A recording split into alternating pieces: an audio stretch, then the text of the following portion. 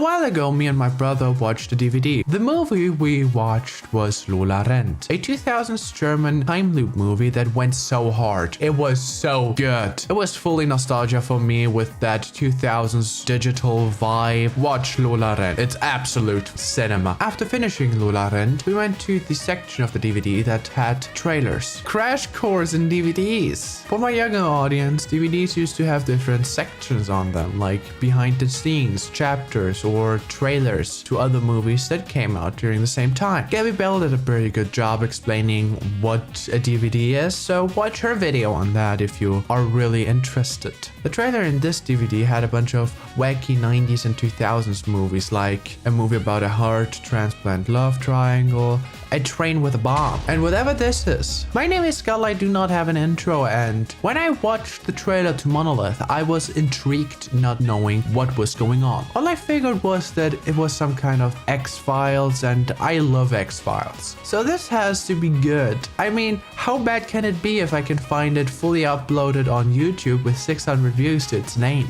Maybe this was a mistake. Now, if you don't want to end up in an X-File, you should subscribe, like, and share my video. Maybe even write about an alien that you met in the comments. I don't know. The movie opens to the two main character cops on their separate way to work. They bump into each other as another woman tries to run over a 7-year-old. The cops immediately go after the woman, who by now pulled out a gun on the boy that she couldn't run over with her car. Then the female officer tries to talk the distressed woman into dropping her weapon, with the woman responding by unloading the full magazine onto the boy. Not even 10 minutes in, and a child was shot to death. Sonic 3 who? The police officers get the woman, who turns out to be a Russian scientist called Katya, into an interrogation cell. Not far into interrogation, a bunch of officers from the Department of Historical Research come to get the woman. Now, this department of unpaid high school teachers apparently has higher clearance than the President of the United States. The department, as far as I looked into it, doesn't exist. So don't ask me why they called the big bad guys this, but they did.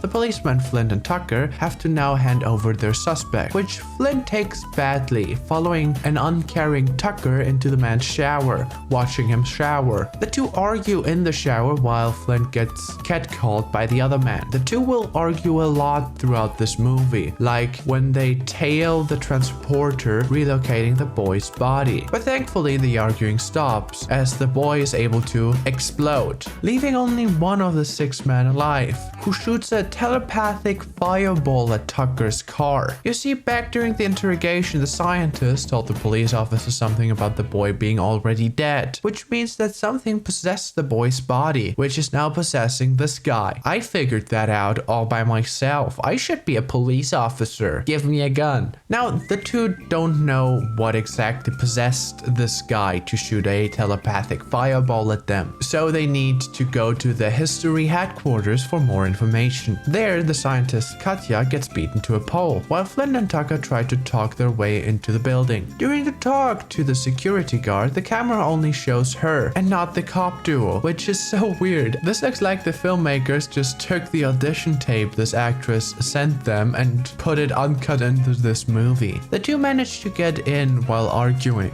finding out the name of the Russian scientist's partner before getting escorted out by the big bad guys. Outside, Tucker wants to become an active shooter, going back shooting as many people as possible until somebody tells him what he needs to know. What a reasonable reaction to this problem. This man is here to protect us. He can't get far though, as the lifeless body of Katya hits the front of their cop car. Back at the station, their captain warns them about continuing their investigation. Like that would work. The two go to Katya's colleague's house for some more investigation. There, they find out that the boy who got shot by Katya was that guy's son. Tucker also finds a bra, which shows that Katya and him had an affair. I don't want to be this kind of person, but this bra could belong to anybody. How do we know that this is actually Katya's? And even if, why are you transporting this woman's used underwear through the house, putting your dirty little thingies on it? But let's continue. The two find this journal explaining that there is a sentient alien power source that takes over humans to get to its UFO.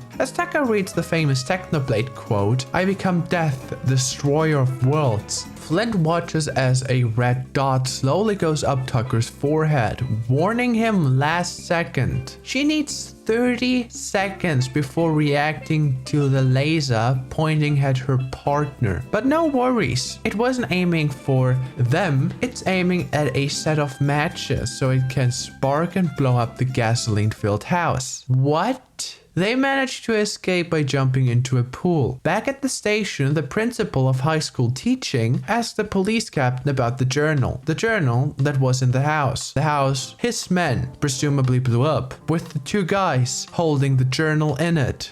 So as far as he knows, the journal did kaboom 2 hours ago. While the police captain had a reasonable crash out, our cops face off the alien host's body on a construction site. This entire fight bored me because the alien just didn't really attack them. He threw like a half-hearted fireball at Tucker and then he just walked towards Flint, who somehow fell off. The only reason I mentioned this moment at all is because a random police officer gets the Zuko treatment. Sadly, she cannot restore her honor by hunting down the Avatar because she's dead. The buddy cop duo now goes to argue at the police captain's house. Now the duo becomes a trio. Wait, what am I hearing?